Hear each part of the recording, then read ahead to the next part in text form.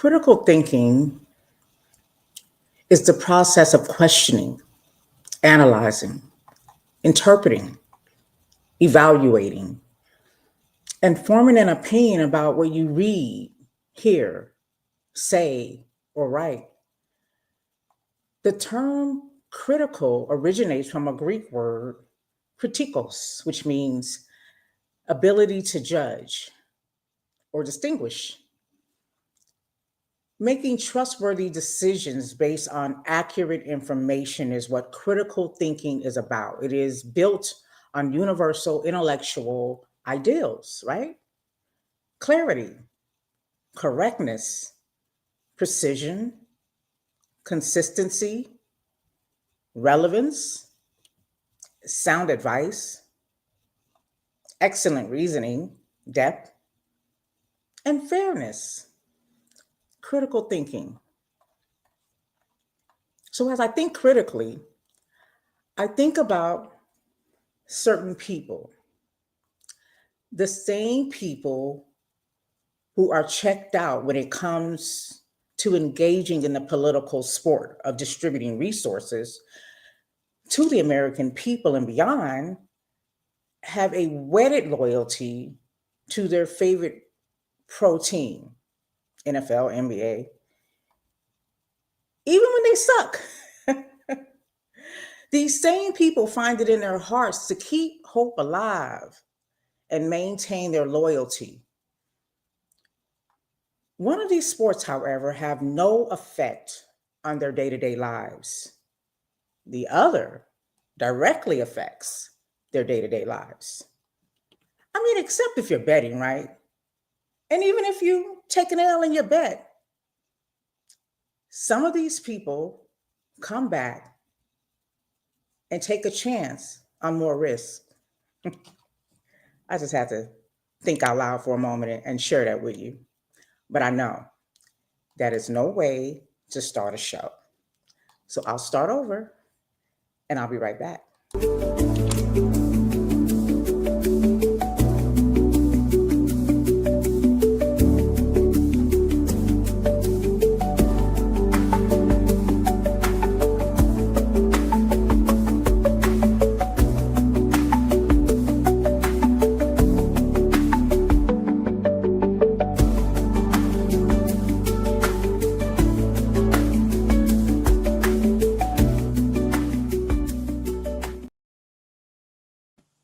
Well, hello, and welcome to In Your Ear Radio. I am your host, Latoya. I'm always very happy to be present with you on this kind of gloomy, cold, boot sporting day, weekend, Saturday, one of my favorite days of the week. I hope you guys are enjoying yourselves. What's the temperature right now? I don't even not even look at the weather. It's like 63 degrees right now. Chilly, but it's good. It's good. You know what I'm saying? You can just throw on your boots and a hoodie. You know what I'm saying? You can just do your thing. I love the fall weather because you can kind of mix it up. You don't have to bundle up, but if you want to, you can get into your weather fashion. I mean, your fall weather fashion. So yeah, I'm a fashion girl. I like dressing and all that. Anyway, I hope you guys are doing well, and thank you for joining me live. For those of you who are in the YouTube chat and Facebook, thank you. Look, GB trying to claim his face back. Okay, his spot back. I'm sorry, trying to claim his spot back. So he was first in the chat. So what up? Thank you. Good to see you back, first in line, baby. I appreciate it. And also Miss Shanta Jackson. Hey, what's up? Listen, the reset was great. If you guys missed it, it was a one-day experience where we learned so much. We were able to network with people in different avenues of entrepreneurship, and wasn't just a one-day experience because we'll still follow up. We have these experts, therapists, and business experts who are going to follow up with us and make sure that we're being held accountable to our business goals. So it was really, really exciting. And I know that they'll be having more events like this virtually. So yeah, thank you for the experience. I really had a good time. For those who didn't get a chance to experience it, you will have that opportunity to go to shantajackson.com to learn more. And I'm really excited. I even have a meeting with one of the guys that was there to try to help with my social media presence and things of that nature. So we'll see how that goes today. And I'll keep you guys abreast on that as well. But anyways, yeah, so happy Saturday. Let me go ahead and put it in my corrections. I really don't like listening to myself. For one, I don't really like hearing the sound of my voice. I know that's crazy, right? I'm glad I'm not a singer. Listen, that's why I can't sing. But anyways, I just because I'm very critical, and I think many of us are. Some people don't have an issue, listening to themselves, but I just got to be in the mood. I got to be in the mood to hear myself because I'm very critical of myself. But I did hear myself say and remember saying it, but didn't have a chance to go back and correct myself when I was talking about the Jonestown massacre, mentioning Jim Jones and the 900 plus people who died by suicide. Some were forced to drink the flavor aid and take their lives during this time. And I said it was in Guyana, Africa, and I didn't mean to say Africa. I don't know why I was thinking about Africa. I felt like they traveled to Africa though, but this was actually in South America where the Jonestown massacre took place. So I just wanted to correct that because having correct information is important, especially with those who want to go back and do the research. And I hold a level of integrity. I definitely, whatever I do present on this show, I want it to be accurate. I want people to, know this to be a trustworthy site where I'm giving truthful information and factual information. So, I might get it wrong sometimes, but, you know, please feel free to correct me. If you guys hear something I say wrong in a chat, I don't have a problem with that. And also I will correct myself whenever I catch myself. And I was stuck on the Vice President Kamala because I was just saying how arguably she was the most experienced person during the presidential election and historically, for anyone who's run for that seat. And I said she had worked in all three branches of government. So I couldn't remember all three. I did mention, I think that she was the vice president, which is the executive level. She was also the attorney general in California. And which now I'm forgetting again. Okay. So I said the vice president, attorney general, and she was also in Senate. Yes. Okay. So she was in legislative, she was in executive and congressional. She was a Black woman senator. Okay. So three branches of government, lots of experience, lots of conversation about policy, just something for you guys to know and understand when people try to talk down about her experience, the DEI stuff and all of that. But anyways, we closing out. Is it Scorpio season still? Shout out to my girl, y'all girl. My day one. She's here when we do our after dark. Been rocking with me since day one. Miss Trish, today is her birthday. I hope she's out celebrating and having the best time of her life. I'm so grateful to be even present to be able to tell her happy birthday. She calls herself a Sagittarius, Scorpitarius. I'm sorry. So that's a Scorpio slash Sagittarius. So anyway, if you're celebrating a birthday today, shout out to you. I did want to mention last week, ODB was actually celebrating a birthday. I didn't have my list in front of me, but I did want to mention him. Me and Mariah go back like babies. So, rest in heaven to ODB, who would have celebrated, I think he was in his mid 50s on Saturday last week. He would have been in his mid 50s. Y'all, yesterday I had the pleasure, had a great date night with my sweetie. We went to see Kim here in Las Vegas at the Pearl Theater. I love their theater. The seats, you can't go wrong with them. I'm a little seat snob, so I like to be up close, but I'm not into arenas, so you'll hardly ever catch me at an arena. But I like smaller venues where it's more intimate. So the Pearl Theater is what's up at the Palms if you want to see, some of your faves perform. I've seen Babyface there. But last night we got to see Kim. My sweetie reminds me that we had seen him before, but he and I couldn't really recall if that actually did had happened. And so I don't think we had seen him before, but trust and believe anytime he comes here and he's at one of these venues, these intimate venues that I like to patronize, I will be there because he filled my cup and it was awesome. I got to hang out with my cousins. They came and joined us and it was just great.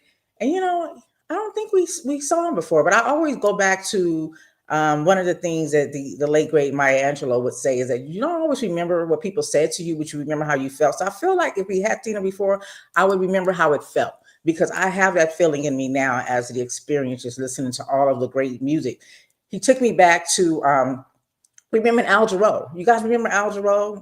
He was scatterlighted. And I said, that's where he's a mixture. And I'm talking about Kim. He's a mixture of Al Jarreau. He has that jazz and R&B flavor. And he just reminds me of what rhythm and blues used to be. Right now, a lot of times when I'm listening to music, I don't listen to there are some good people out there. Don't get me wrong. There are some talented people that don't get their credit and they stand out. But overall, the ones who are in this bunch are people who all sound like that. Auto tune overtakes their voice. So I can't distinguish them. They don't have any distinguished characteristics. When you think about all the old school people, Aretha Franklin had her own sound, Patti LaBelle had her own sound, Luther Vandross had her own sound.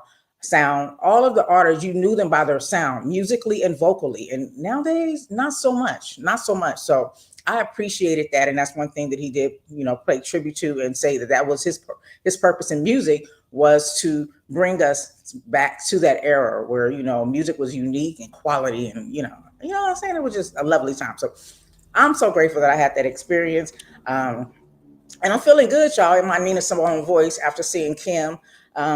People who can get my money out here in Vegas is Usher, Nas, and Kim. I would definitely go back to see them again because they put on great shows. The venues are perfect, and that's what's up.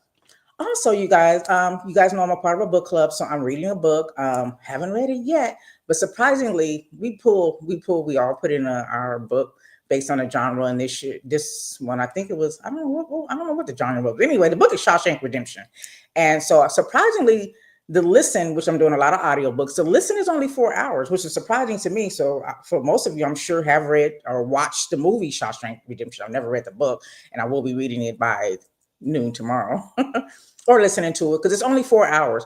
But the movie's kind of long. I remember it being long and thorough. And so I was really surprised to learn that it was only a 4 hour listen and a 2.22 minute read, 2 hours and 22 minute read. So that was interesting to me. And ironically, the movie is also 2 hours, 22 minutes. Watch.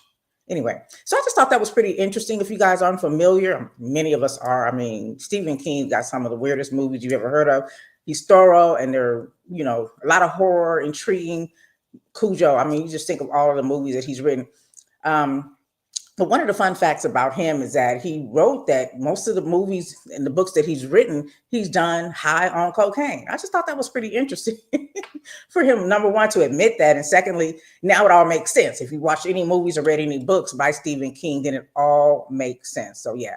Anyway, the movie and the book, Shawshank Redemption, is the book was originally published in 1982. It was part of a Stephen King's collection of different seasons, and it was later adapted to film, and that came out in 1994 called The Shawshank Redemption. But overall, it's a story about a banker who was wrongfully convicted of murdering his wife and her lover, and he was sentenced to life. He was sentenced to life in prison, and it follows that story of him being sentenced to life, and he befriends a fellow inmate. So there's a storyline associated with that. But anyways, I just thought that was interesting that he wrote these books and directed these movies high on coke. And he did attribute that to grief, having lost his mother. He started to drink heavily, and then he got into, the power, what they call it, the white girl. That's what he got into. But anyways, yeah, so his family did intervene at some point, and I think he's sober now. I'm not sure. But anyways, that's what's up. Also, speaking of movies, I watched. Has anybody else watched this? I want to say it's on Netflix. I'm not sure where we streamed it because we have so many streaming outlets here. But One Battle After Another. Have you guys heard of this? It's starring Tiana Taylor, Leonardo DiCaprio, Regina Hall. Y'all. This was her name in the movie Jungle Pussy. And I was looking up her name to get her government name, and that's the name she goes by. So come to find out, again, this is one person who starred in the movie. Again, her name was Jungle Pussy. That is the name she goes by. So I just found out she's a rapper. I don't know what she raps. I didn't go look into it. Maybe I've heard her before, didn't even know. Because again, I really don't keep my ear to the streets on the up and coming or the new artists because I'm just so uninspired. Shout out to Nas if y'all haven't heard that song. Looking at my project window, feeling so uninspired. A lot of this art that's coming out is just not really drawing a deep enough picture for me. So I'll go back to the old school for the most part. But yeah, that was her name. Anyway, I thought it was really good, fast paced. I thought it was thorough. It was interesting. And so the storyline is about, it's like a lot of political intrigue. It's about social justice and just your personal take on the situation at hand. So I love that. I love the fact that Tiana Taylor was like power to the people and fighting against things that we are experiencing this day and time right now. And it was just interesting. It was just interesting to see how, even in the in a world where, in a social justice world, we need our bases, we need refuge places for people to go who are being persecuted for fighting against, the injustices done to good people. That can all be overthrown by just one leak, by one person not following the rules, and your base can be given up. So that was one of my takeaways too. Like, you got to keep your circle really, really tight, tight, tight, and people got to follow the rules 100%. One little gap can cause everything to overflow. And I think that's something to think about, especially in the times that we're living in today. We think about the Underground Railroad and all the things that we've come through. It's because we've had a loyalty to our goals. We've had a loyalty to bringing forth what we needed to bring forth, and we've had a refuge. We've had a place to go, and we see that now in community. Here just statewide because of the shutdown. People stood up, they got proactive, and they started making food available and even funds. There was money being donated to help support people who were laid off or weren't getting paid while they had to work, federal workers and people who weren't getting their subsidies to be able to feed their families. People stood up and, took on those jobs. And these people who do this aren't always in the public eye. And that's important to remember as well, because everybody doesn't need to be in the public eye. Everybody doesn't need to be known as to what they do. And I want to talk about that more too, because some of the people who have been in the public eye, Nicki Minaj and Pharrell, maybe shouldn't speaking on certain things. But then there are people, history teaches us that, entertainers in the same respect contributed to the civil rights advancement and all of the other things that they've done to help advance the plight of the Black man and woman here in the United States. Their names will never be known, but they contributed monetarily. They contributed with their time, with their resources. When you think about the Montgomery bus boycott, people, they stood up. They gave shoes. They donated shoes. They did, before Uber and Lyft was around, they had ride share. They were giving people rides because the agreement was we weren't getting on these buses. And I definitely want to get into that as well, because even though, okay, yeah, everything's opening back up, right? Supposedly, people are still struggling, and we shouldn't be at the mercy of what people want to do when they want to do right by us. We should stay ready, so we ain't got to get ready, and be prepared on our end, and be able to do for self and have resources separate from the government, separate from those who have the power to distribute resources however they choose to in these political arenas. And so I want to get into that as well, but kind of triggered me watching one battle after another. Also, you guys, I watched Magic City, 3 episodes. Have you guys seen that? It's a documentary. It's a documentary about Magic City in Atlanta. So if you guys don't know, that was like one of the most prestigious strip club. That was a place to go if you were an athlete, if you were an entertainer, if you were a baller, you wanted to pull up because they had the finest women there. The interesting thing about it, I only got the 3 episodes. There's 5. I want to watch the other 2. Very interesting documentary. But I wanted to ask the ladies, because there's a lot of nudity, upper nudity. So there's a lot of cleavage being shown. Now, the men, of course, they wasn't showing nothing. But the women, they was booty cheeks out, breast out. Yeah. Are you comfortable watching things like that with your significant other? Does that bother you in any way? Or do you have any issues with that? Do you have an issue with your significant other watching things like that? Because my sweetie is the one who said, "Hey, you want to watch Magic City?" And I'm like, "Yeah, sure." I mean, he could have watched it on his own if that's all he was there for, was just to look at the body yada yaddies. But obviously, he knows me being a critical thinker and looking at things analytically. He definitely knew that I would get more out of it. And I'm open minded. I'm a pretty down to earth type of, I'm pretty laid back. So, for him to just say, "Hey, you want to watch it?" Lets me know we have a comfort level and understanding about, these things. It's no big deal. But I know that's not in every household, in every relationship, right? I know people who don't want, their significant other watching porn or watching anything that has to do with some woman that might, have some type of sexual prowess or influence on him sexually. I want to know how you guys feel about that. Would you watch Magic City with your significant others? And also, because the conversation came up too, like with the strip clubs, I'm watching these women and they just got it all in their face. And I'm going to say this, though. I'm going to give props to these women, because I did take a pole dancing class. It's really athletic. It's really about exercise. It's about your core. I know people want to sexualize everything. And I guess it can be sexual. It can be sexy, I'll say. But I was literally there just to experience it and see what it was. But it's really, it's definitely physical. When you see those women up on that pole, don't just think they just over there making easy money. That is not easy. Everybody can't do what they do. So I want to give credit to these women who get on them poles, go way up, spin around, do all the tricks they do, because it's not very easy. And as you know, women don't have the same level of upper body strength as men do. So for them to do that, listen, that is a talent and a skill. Okay. I need y'all to understand that before you guys, turn your nose up at people who are in that industry. I give them a lot of props. Not my flavor, but you know what I'm saying? I give them props. But are y'all comfortable with y'all mans being in the strip club? Because I'm looking at these women, and obviously you're there because it's eye candy, right? So at some point, are you getting turned on as a man? And how many of them actually just go home and like, oh, that was fun? Like, who wants to just be turned on or teased? Because that's what I look at it as. You're just being teased, or maybe that's just the fun of it. I don't know. I'm not a man. That's not my thing going into strip clubs. I've never been a type, even, with the men, you go to these bachelorette parties and the men, come in UPS work, and next, they shirt off and they got on these little dun-to-duns and they doing their thing. And that's not my jam. Listen, I give you props for having a nice body, but it's just not my thing. But how do you guys feel about that? Are you okay with your men going to the strip club? Yeah, because I don't think they all just go and leave. I think, yeah, I was going to say something else, but I'll save it for after dark. But yeah, that was a question I had in regards to that. That was my tea. Let me sip my tea. Also, okay, I forgot to share my video, so let me do that now as well.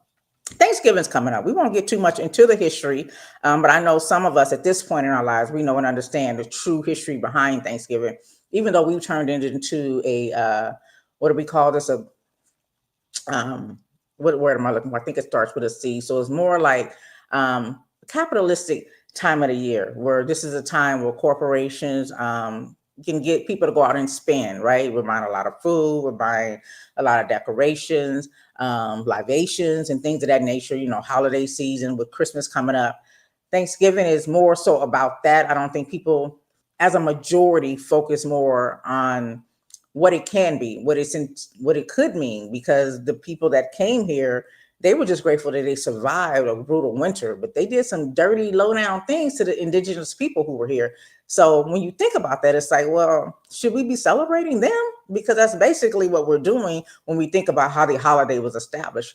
But you know how we do, we turn lemons into lemonade, and we turn it into something that is meaningful. So for those who understand the true history and understand that it was definitely a lot of good people, native people were slaughtered for those who came here and took over their land, survived. Do you still break bread on this holiday? And if you know that and that's not your thing, do you still partake in family gatherings just in the sake of family? Shout out to some, we kind of rephrase it. I think my brother kind of hijacked or took on this terminology of family day. So we look at it as a family day. And I have to be honest, you guys, I don't hardly ever turn down the opportunity to spend time with family, because we have the best of times with family. For me, to be able to reminisce, to create new memories, to eat delicious food and just laugh and enjoy each other. Generations are coming through, some of our kids are having kids. So it's just like a family reunion anytime we have a holiday or family celebration, we can come together. So I always look at it like that. And it's also still an opportunity to talk about what the true, origin, how the day came about. So for me, I'm not so hard up that I'm not gonna be around my family because this is a time where people were slaughtered and killed. We could talk about that too. And we can also, make it into something positive and celebrate each other. But let me go ahead and celebrate this. Let me send this video to my In Your Ear radio group so that anybody who's there watching has an opportunity to interact with us as well. Yeah, so if you're in the chat, let me know what you think and how you feel about that. Like, are you against celebrating the holidays now, knowing and understanding what they really are? Or do you just go along with the program? Still, okay, so let me see. All right, I shared it. Okay, we're good to go. Yeah. So again, just speaking of community, I wanted to get this out of the way before I get into some other meat and potato conversation because I didn't get a chance to talk about this last week. And, we talk about a lot of problems, we talk about a lot of issues. I also like to share solutions. And a lot of times, if you're listening, there's some solutions and resources sprinkled into the conversations. A lot of it is just to bring your attention to what's going on and give you some understanding. But also, we don't need to just be stuck here, right? We have to have solutions, and so that is something that I add to the conversation as well. But I didn't get into a deeper breakdown of things we can do to help each other. I did mention community in the beginning of what we've done in the past. Think about the Montgomery bus boycott, things that we've done currently under shutdown where people have, donated coats to needy families, food. They've raised money to be able to help people supplement, their income and things of that nature. But I'm wondering if that's slowing down now that, we had 7+1 of the members of Congress, 7 Democrats, 1 independent, help to reopen and take away health insurance from millions, multi-million American tax-paying citizens. Are we still on that same page? Or do we just fall back again? It's kind of like when we had a black president, people were saying, oh, racism is over because we got a black president. Racism got worse. This is the reason why we have this president, to be honest, because, white people's like, oh, hell no, we ain't letting this happen again. Hell to the no, no, no. Shout out to Whitney Houston. And so that's kind of what happened. And that's what's happening now. People are fighting fiercely to prevent any progress if someone who does not look like them being white skinned. And it's just sad. It's a sad world that we live in, but it's the reality. It's a reality for us to even have to talk about it is because people have created an environment to where this is the life we live. This is our culture. This is the culture that we live in, unfortunately. But I wanted to just share with you guys. There's so many different ways. There's a lot of blackouts and blackouts. Well, technically, you can say it's a blackout. So there's boycotts and boycotts going on, right? Yeah, I'm gonna be honest. They're all over the place. They really are. So I understand that people like, oh, what's going on this week? Because there's different organizations doing different types of boycotts. And it's like, well, which one are we on? So I kind of just highlighted 2 of the major boycotts, which is what I'm calling it, because we're boycotting buying. So I call it a boycott, but they're saying it's a boycott. And basically, we're just not, we're being encouraged not to spend our money with people who don't respect us, the people who don't, have our best interests at heart and are just about, worshiping the dollar, or the dollar is their Lord and Savior. So, yeah. Some of the things that are happening now, we see, Target, we started this boycott back in, what was it, March of this year, and it's still going on. They're still seeing record losses. They're not giving the Black community the credit for that. But we know that was our store, right? That's one thing I want to why don't we have a Black Target? And I'm not saying we need something that looks like Target or the name Target. I'm saying, why don't we have a store that is Black owned that we can go into that is something like that? Because we obviously love that. We love that experience. We love the convenience of it. I definitely picked Target over Walmart. Target was more upscale to me. But I didn't buy everything from Target because some things were overpriced in the home goods area. But I definitely patronized them for the Black products in there, and then some other things. But why don't we have that? Why isn't anybody building that? How hard is that to build a Target that is owned and by majority Black people? And that means the majority would be 51% of Black people having shares in the company. Why don't we have that yet? We have multi-billionaires here that are Black men and women in this country right now. Why don't we have that yet? And that's just, a question I have. And who's working on that? Why aren't we talking about that more? But during this, there's a November 26th to December 2nd. It's called We Ain't Buying It campaign. And again, that's the day after the day before Thanksgiving. So it starts Wednesday, the day before Thanksgiving, and then it ends the day after Cyber Monday, December 2nd, where we're being asked not to spend our money with particular stores, specifically Home Depot. We're asked not to spend money because they are working for ICE through the Immigration and Customs Enforcement. and they've been arresting and detaining and employing immigrants. They're supporting this. I thought about that, and I'm like, yeah, Home Depot is where people would pull up. I would say lots of white male contractors who probably voted for y'all's president, um, don't support immigration, particular immigrants coming to the United States, and have their what we call conservative values. Those were probably the main people who were pulling up to Home Depot to get cheap labor. Because I always thought about the fact that we always went after the working man and woman, be him undocumented or be her documented. We pointed a finger at them for coming into the country and not having proper documentation or letting their visas expire and supposedly taking our job. But nobody ever mentioned the people who were actually giving them the job. Shouldn't that be where we should cut the snake off at the head, right? I'm just saying.com. Why, critically thinking, why wasn't that the focus? Why hasn't that been the focus? Why have we allowed people to condition us to look at the weaker end of this whole spectrum and not cut the snake off at its head? Right? You should be going after people who are hiring these people if you're so mad about it, they're giving them, giving cheaper wages. But another thing about Home Depot, Lowe's wasn't on the list. And then I started to reflect. I have not ever recalled seeing anybody hanging out at Lowe's. Home Depot for sure. At the nursery and gardening centers for sure.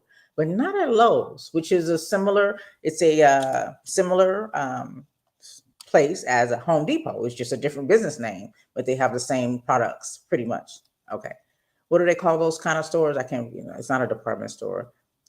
Anyway, so Home Depot is one. Again, they put Target back on the list. Target ain't never went off the list. I don't know. Maybe they're talking to white people now because maybe white people are not boycotting Target. But for Black folks, some of us, but me in my house, I'll say, and many others, we are not patronizing Target because they rolled back their diversity, equity, and inclusion.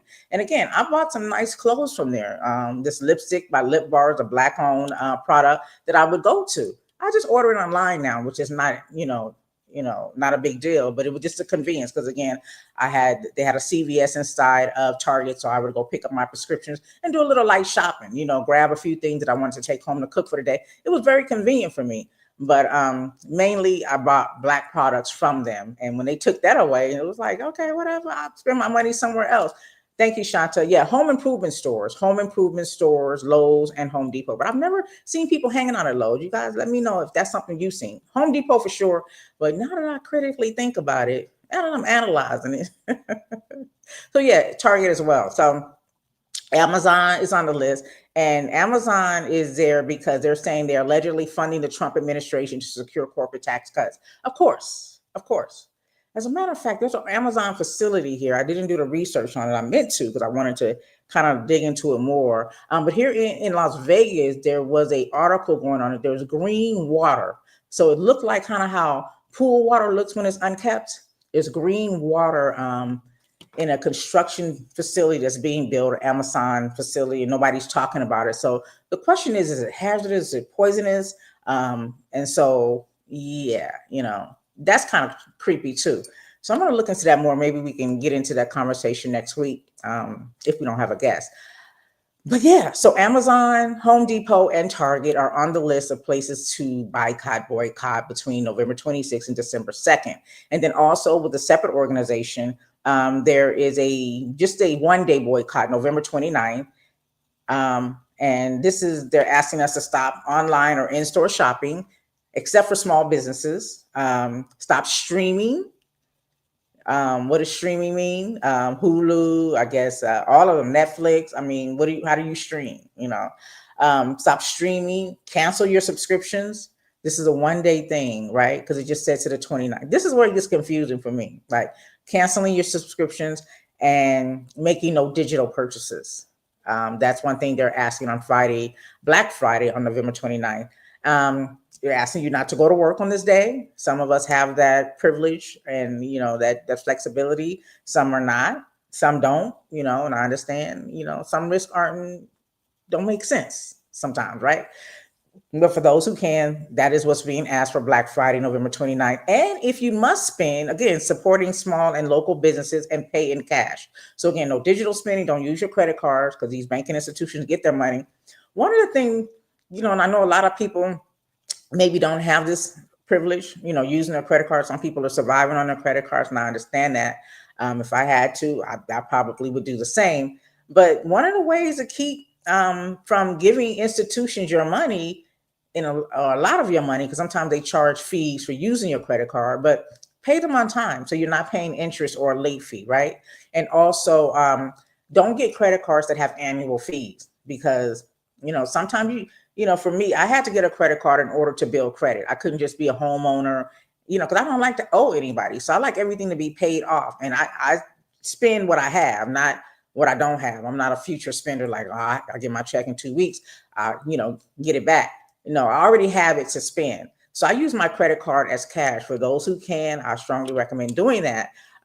So that way you're not giving them extra money for interest. You're not giving them extra money for annual fees. All cards do not have annual fees, and I think they average about $75 annually. And paying them on time, you don't have any interest and you don't have any late fees. So that's something to consider for those who are in a position to be able to do that in order to save money. Because a lot of us are going out on these Black Friday shopping sprees. We're getting stuff at discounted rates, but then we're turning around and paying triple for it because we're not paying it off for 6 months. The minimum payment is what, $25 for the most part on these credit cards, and people are just making a minimum payment. So you're getting a 27% interest, on a product that you went out and broke your neck to pay a discounted rate for. So you got to think critically about this and make it make sense. Make your dollars work for you, not you working for your dollars. I think that's very, very important for us to focus on. So during these boycotts, there's plenty of apps you can go to or websites you can go to. Let me take that back. Maybe not plenty. We don't have a Black Target. We don't, but there are different websites. And I did go look at some of these websites, and unfortunately, they don't all have everything we need. So if we're shopping for clothing, it's not going to be like, I don't use Shein. I know some people doing Temu, but we don't have Black websites like that I found. If we do, and you guys know of them, please put it in the chat so I can share it. But there are some resources. There's places we can shop for some of our household needs. Looking at the list of places we can shop, one of them, like if you want your laundry detergent, for example, I'm just trying to get the list up here, some of the Black businesses. Laundry detergent, there is a particular website you can go to, and that is, there's Urban Intellectuals. They have clothing there. Some of the things that I found going to some of these websites, again, a lot of the stuff is sold out or the availability is low. And maybe that's because everybody's going there and they're not prepared for the influx of shoppers, or they're just not prepared, period. But that's the kind of things that may deter us from buying with small businesses and Black businesses, is the availability. You can go to Amazon, you can go to Walmart. Usually anything you're looking for at these big chains, you're going to be able to find. And I get it. But sometimes maybe we don't really need these things. Maybe we can do without. Maybe we could skip giving gifts for Christmas. It's Jesus' birthday anyway, y'all. Okay. So, but yeah, Urban Intellectuals. You can also buy cards, games, and books. So there's a lot of Black history games that you can get. There's a website that's, I think their products are going out of business. So there's hardly anything there, but you can get what they have left at a discounted rate. It's called funkoff.com. So their main product is deodorant. So funkoff.com, again, Urban Intellectuals. Listen, we love to drink, right? We love our libations, especially during the holiday season. Whatever you need, be it vodka, be it tequila, be it brandy, be it cognac, be it wine, even beer. You can go to Earl Stevens Collections. If you guys don't know who Earl Stevens is, you can go online. I mean, if you don't want to patronize these big stores where they may have the product at these liquor stores, or again, departments, the grocery stores like Walmart or Target or whatnot, you can actually just go to his website and order it. And again, it's Earl Stevens Collections. Again, that's E40. Tell me where to go. Tell me where to go. Ooh, him, that guy. Yeah, he a Black man.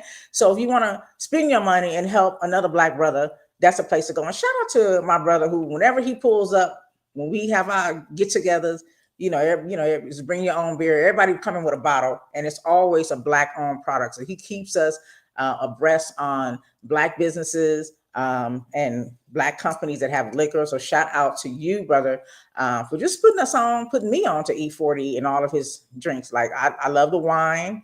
Again, cognac. You know, that's the Hennessy.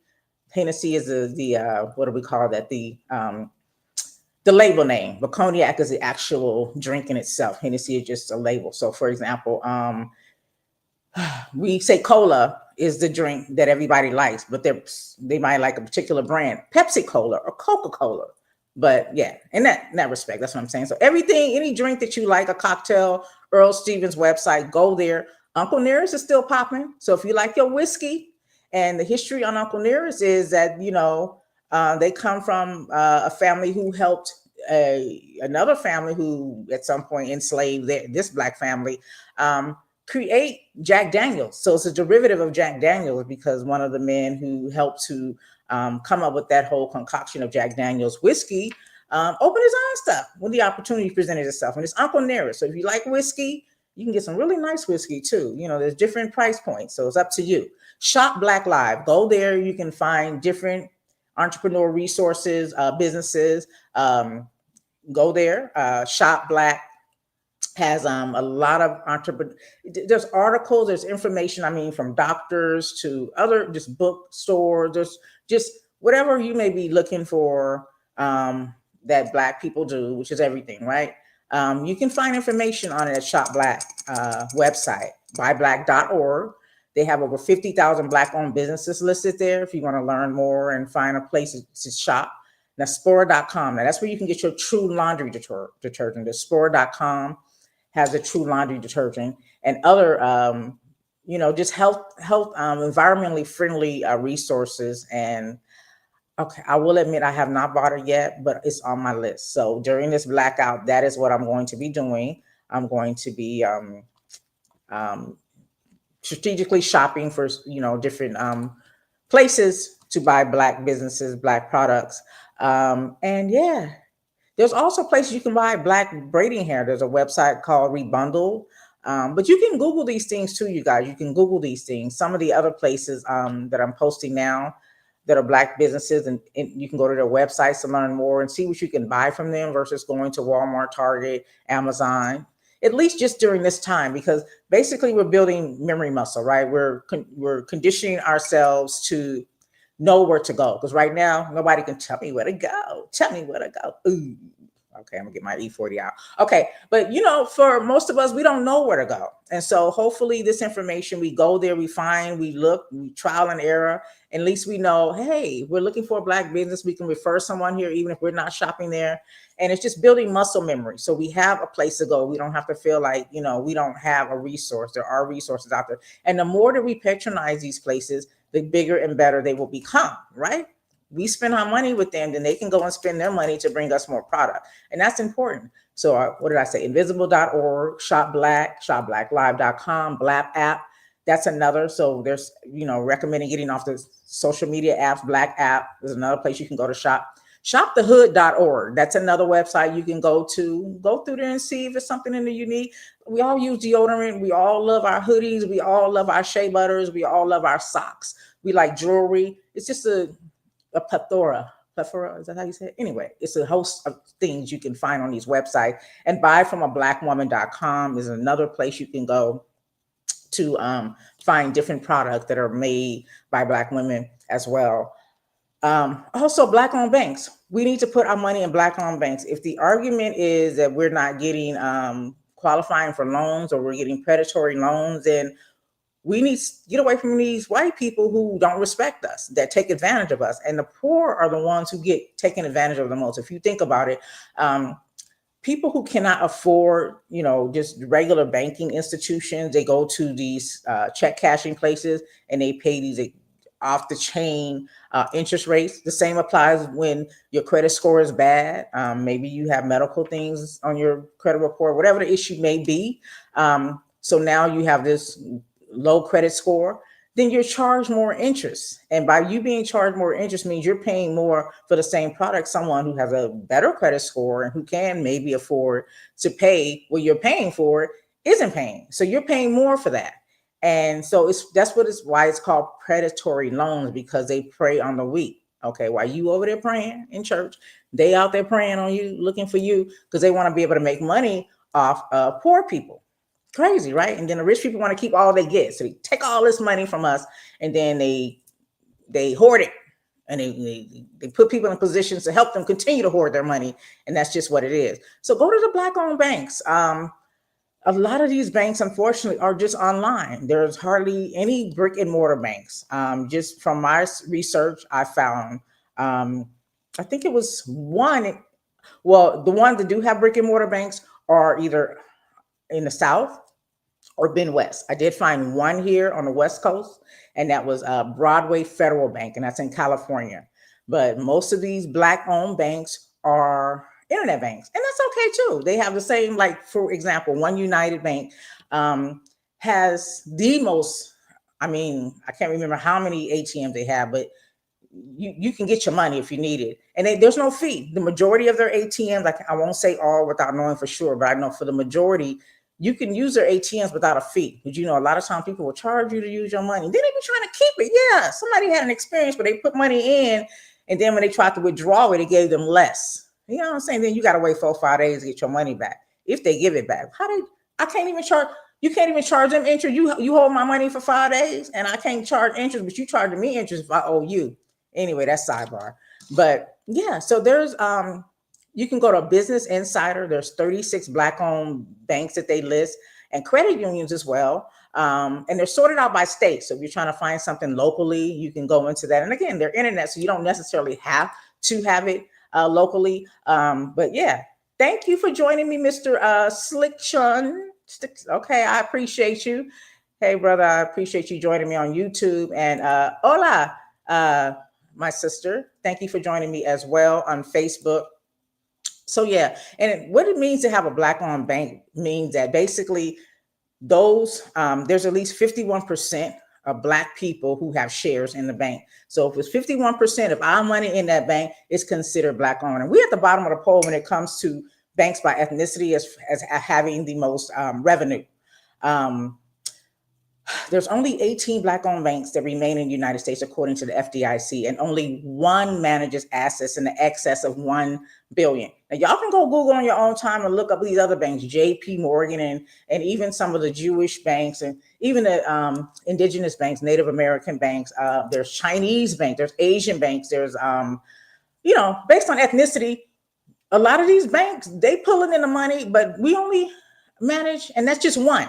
So out of these 18 banks, only one has an excess of $1 billion. And I know that sounds like a lot, but I'm just saying.com. When y'all go look up the numbers, you will see that it's a drop in a bucket.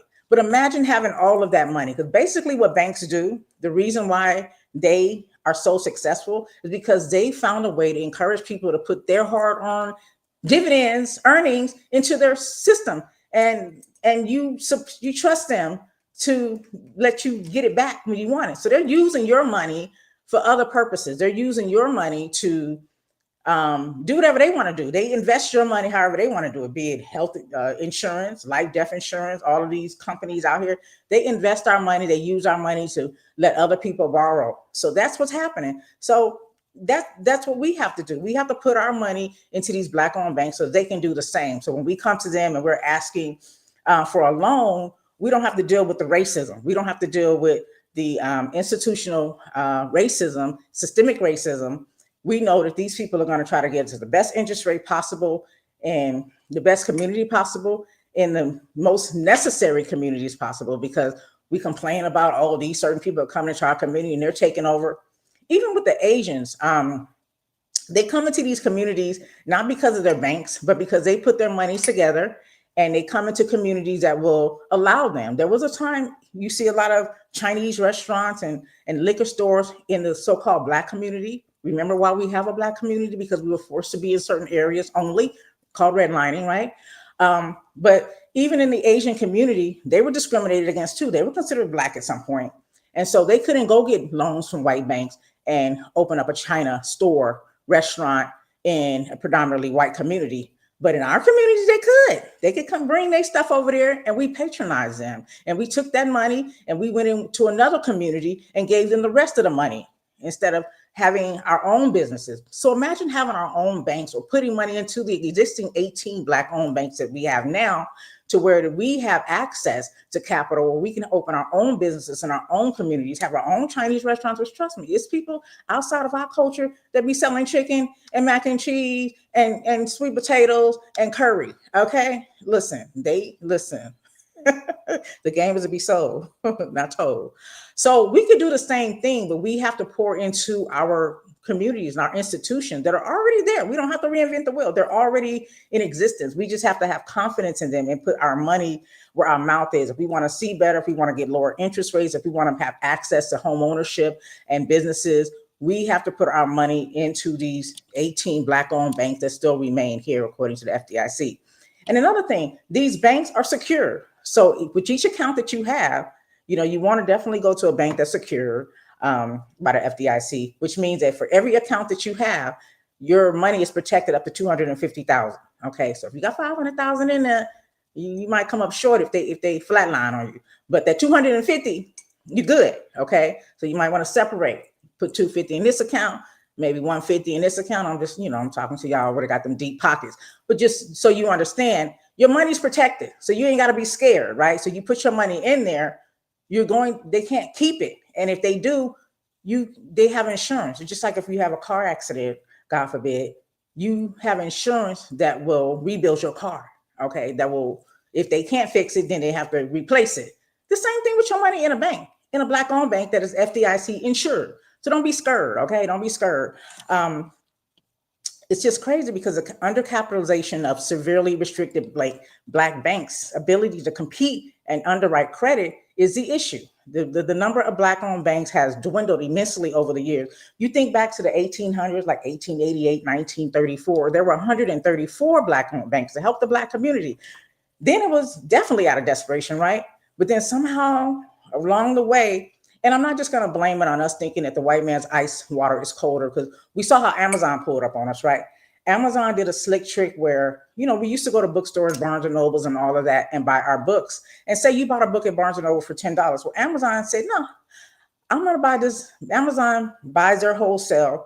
They buy the book for $9 and they sell it to you for $8.99. So they take a cut in order to get you over there. So that's how they did us with our Black businesses, right? They make, it's cheaper over here. Walmart's a lot cheaper than a lot of our Black businesses we go to. The availability might not always be there in our Black businesses because we don't have that access to the distribution and just wholesale, the whole buying aspect of it. So that's how they lure you away, because their Lord and Savior is a dollar, and they just want your money. They're not going to respect you. They may not hire you. They're not going to pay you fair wages, give you health insurance, and all of the things that are supposed to be of the American dream, but they're going to come for your American dollar by any means necessary. So that means that they take a loss in order to get a gain, because once they get 1 million people over there, they start off with 50, like Amazon did, a small business, little mom and pop business, where they just sold things cheaper and took a loss up until it was a gain. Now everybody goes to Amazon versus going to other stores where the availability might not get it as fast. You got to pay for shipping, or it costs more. So this is the trick. But we got to be smarter than them, because we know that they don't respect us, even though we may pay less. It's called laugh now, cry later. So we're going to laugh, all the way to their store. We're going to be crying later because we're not going to have the money to be able to even patronize them if we want to, because we're out of jobs, we're out of resources and things of that nature. So that's something to think about, you guys. So, yeah, it's really, really crazy out here. But again, One United is one of them. They manage over 650 million in assets. By comparison, again, I mentioned other banks, JP Morgan and Bank of America, each manage assets worth well over $2 trillion. Remember, I said One United was at the $1 billion level. 2 trillion individually, these banks bring in. So a lot of our money are in these banks. Remember, we put our money in these banks and they use our money to get richer. They invest in other things. They have money because we put our money in their banks. That's the only way they have money. Nobody's giving them money and say, you start. It's not like Monopoly where they just give you a bank. No, we give them our money and then they use that money to go do what they do. So that's what it is. There's another bank called Greenwood. Again, this is online, and MoCaFi, MoCaFi. So those are three of the online banks that I'm recommending to check out. One United, again, is the premier bank, leading as far as financially. So yeah, I just want to, touch on that because I think it's important. And then getting off the social media apps. If you guys aren't familiar with Fanbase, this is a social media app, just like and I have it. I have an app. I have the app, and I'm a user, so I have a username. Um, and it looks like Instagram. So you can post, you can even monetize on there and things of that nature. But I don't hear anybody in my circle, in outside of my circle, ever mention Fanbase. I hear Instagram. I even still hear Twitter. I hear Facebook. I hear TikTok, which is foreign owned. It's not even a U.S. owned yet, I don't think.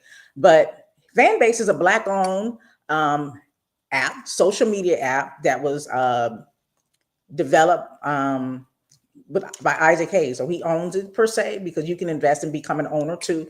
And again, black owned means 51% plus investments, ownership in these institutions. So Isaac Hayes III, he's a son of actor, the late great actor, him from Shaft. Shut your mouth. I think that's how I go. Anyway, his dad was a singer, musician, and songwriter, Isaac Hayes II.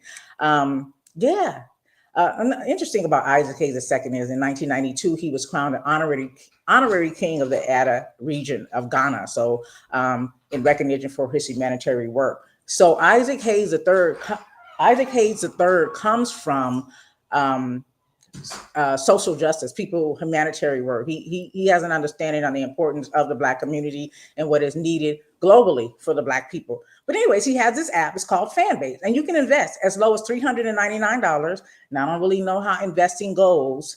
Even if you don't invest, you can just get on the site. The more people that get on it, the more your investment becomes fruitful, for lack of a better term. So Fanbase is a social media app. Again, it mirrors Instagram, for example, and that's a social media website we can go to. So we have a place to go. And the benefits of going to a black owned social media website is you don't have to worry about the algorithms per se. You don't have to worry about being censored. Okay, we know on these other social apps you're going to be censored and they're going to pick and choose, and you can still monetize. But again, it takes for all of us to put our money where our mouth is. It takes us to invest, even if it's just investing in registering on this app. Again, I have I use the app as well, but a lot of people don't. And I think you can share, like, I don't know if they call it cross sharing or whatever. So if you post on the Fanbase app, you can actually repost on Instagram, like how you post on Instagram. You can share it on Facebook, blah, blah, blah, something like that. But there's a resource for you, okay? Remember Black Planet and Spill? Those went dormant, right? Those went dormant. Why do you think they went dormant? It takes money to manage any business. It takes money, okay? And that's the thing. So again, these are just some resources. You might have to play this back to listen to get more information. I have some information posted that you can see on the screen there. And so that is some other information. And I did mention before, again, I want to encourage people to start planting their own gardens. I have the little planters or whatnot, and y'all, I know I got to get my stuff together too. But if you can, I strongly suggest you do it. Planting things like greens and cabbage. Plant a tree. It might take 5 years to get your lemons, but you're around 5 years, you'll get a gift in 5 years. But if not, buy from local farms and black farmers, and you can go to websites and have stuff delivered to you, especially if you're down south and Midwest. You can drive up, you can pull up and get this stuff easily. Here we have a few small farms here, even on the west side. We have a small farm. I think you can even now go, I think it's on Tonopah here in Las Vegas, West Las Vegas, where you can actually plant your own items. You can do field trips with your kids and just kind of get them used to farming and things of that nature. But that's doing for self and being self-reliant. And those are just some of the things we can do when we start complaining about the price of eggs. Some of us have land, we can get chickens or whatnot. But you can also go to Black Farmers Index and learn more about local Black farming places near you, justsecurity.org. You can learn more about just Black businesses and farming and things of that nature as well. So just some more information to just kind of, again, we need to build our muscle memory. We're not, even if we're not buying things all the time from these places, maybe everything that we need is not available. And maybe sometimes we need it right away and we can't wait. At least we have it in the back of our mind to know where to go. There's even conversation about education, right? That they're dismantling education. Again, when we talk about community, Black people, or specifically, I should say, Black Panthers are the reason why we have public education. They were the ones who brought education to the community as a public forum. Okay, lunch programs, even just free healthcare. I was learning that Asada Shakur, the late great Asada Shakur, we just lost this year. She was on the medic squad.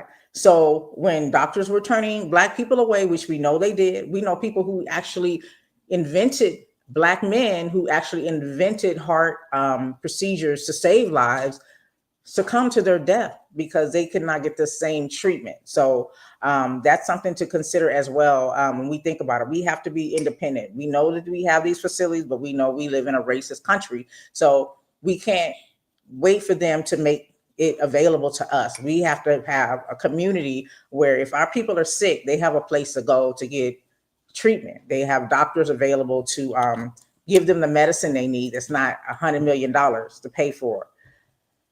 Yeah, that's what I was saying. We were talking about the FDIC will cover only if they have different account categories. Oh, yeah. So it can't be the same. So I can't have two accounts under my name as Latoya. It has to be a different type of account. Okay. So again, we were mentioning the FDIC, and they cover up to they are insured by $250,000 per account. And so I'm being advised that is different account categories. So I'm not really sure. Oh, Black. So tell me more. I did have it on my list, but I'm not really sure what Black is all about. So if you can put that in the chat to give me more information about Black, that's BLAPP. Shout out to Icarus, who says that's a dope website. Black. That's another Black-owned, resource, social media resource that we can use as well. But you hear all this talk about this dismantling of education, and they're working overtime because they need America to be as dumb as they possibly can be in order to maintain control. Because that's one of the things. I mean, you've heard the man say it out of his own mouth. I can't even make the stuff up that this guy says, y'all's president, where he says he loves the poorly educated. Meanwhile, he's taking away any access you have to being able to educate yourself. We even know now that they're taking away nurses being a professional occupation. Like they're making it, and the only reason being is so that they don't have access to monetary resources to get their education. Make it make sense. Again, I need to remind you guys that these are our tax dollars that they are distributing. They take these resources, which are our tax dollars that they take out of our checks or when we buy a bag of bubble gum, and they go put it in a pot federally and locally, and they sit and they make the decision on how they're going to distribute these resources. And this is what they're doing with our tax dollars. They're saying we don't want to fund your education. They're saying that they don't want to give you supplemental healthcare, supplemental food, benefits for food and healthcare and things of that nature. With our tax dollars, you taking away the profession of a nurse. I mean, nurses are real close to doctors. It's like how many hours more before you become a doctor? Nurses are very, very, very important.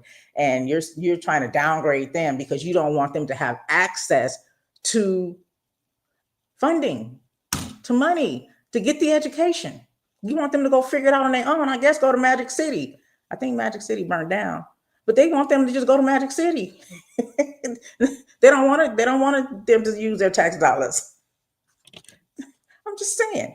But anyways, I'm going to get some clips in here too. So, so you think about lunch programs, the Black Panthers, they did that. They went out into the community. They didn't sit around and just be hungry. They said, hey, there's a need and our kids are not being fed. And we know that if you're not getting the proper nutrition and you're not getting your stomach full, listen, I can tell you some stories. Okay. Then you're not going to be able to sit in a classroom and learn, no matter how interesting it may be. Your stomach is growling. You're not thinking about the lesson in front of you. You're thinking about how am I going to eat? How am I going to eat? However that may be. And so the Black Panthers didn't wait around for the government to give them subsidies. They put their money together. They put their resources by way of human people going out into the community and feeding their babies. And it wasn't based on race, it was based on the need, it was based on humanity. And so that's what they did.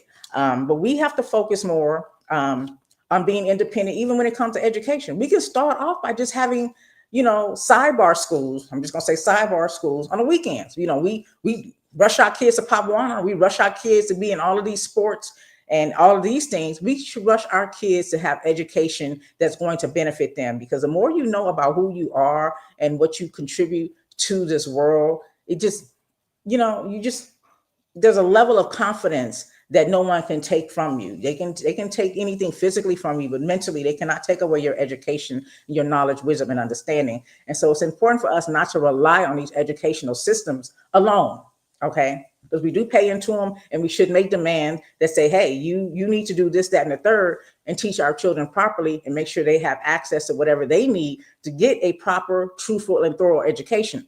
But we're not just going to depend 100% on you. We're also going to have our own institution. You see that in the Jewish community, where the young men and women, they have weekend programs that they go to. I'm not saying these kids are celebrating it, but they'll appreciate it later. They'll appreciate it later that they have what they need. It took me to become an adult to learn more about the Black plight, education about who I am, where we descend from. All I knew, but what I was taught in school, was that we were enslaved. That's all that we were taught, that we were enslaved. And what does that do to your psyche? And all you think about is white people just oppress you your entire life. Then you come to find out that we were kings and queens, and we had the richest land, and that all humanity came from the Black woman. And it's like, whew, if they would have taught us that, and then when they do try to teach that to us, when you get to the college level, when we talk about the college level where there's critical race theory, that's not in elementary school, or not in junior high school, or not in high school, but at the college level, when you started learning more about, you do Africana studies and those things, then it all makes sense why they would suppress that. Because if you're trying to keep people down, you have to convince people that a certain people are worthless, and so they're okay with oppressing us. They're okay with it. And so shout out to Dr. Daniel Black. I'm going to play a clip that he has talking about the importance of us getting our own education. These are some of the things we can do. We need to buy independently from small businesses, especially Black owned businesses, and have the resources, know where to go to spend our money where people, outside of where people who don't respect us. Okay.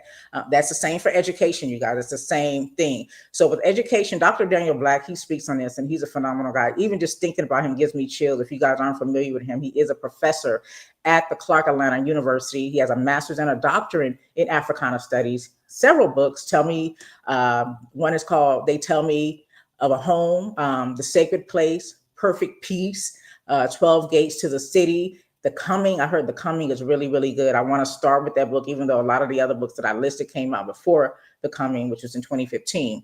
And Listen to the Lambs in 2016. I think he has an even newer book too that just came out recently, but I don't have that listed. But anyway, Dr. Daniel Black, again, a professor at Clark Atlanta University. And he was just, I'm sure now he was streaming, because he did I don't know what you call those. I can't think of the term they use, but when the college graduates, they have a speaker that comes. He was a speaker to the college graduates, and it was so profound that it trended his address to the college graduates at the institution, if I'm not mistaken, where he teaches. Oh my gosh, he's a great man. But anyways, I want to play this clip when he speaks to education, and just getting an understanding of a perspective of why it's important for us to focus on education and not look outside of ourselves. And we can do it. We can do it, y'all. We can do it. We've done it before. Again, we're the ones who spearheaded these things. Okay, we just got comfortable with the low dollar. You know what I'm saying? We bought low. We laugh now, but we're gonna cry later. I'm just saying. You see what's happening. Sometimes you got to spend a little more to get a lot out of it, and that's just a part of investing. Okay. I don't think you have anything to lose in this situation, though, which is a good thing.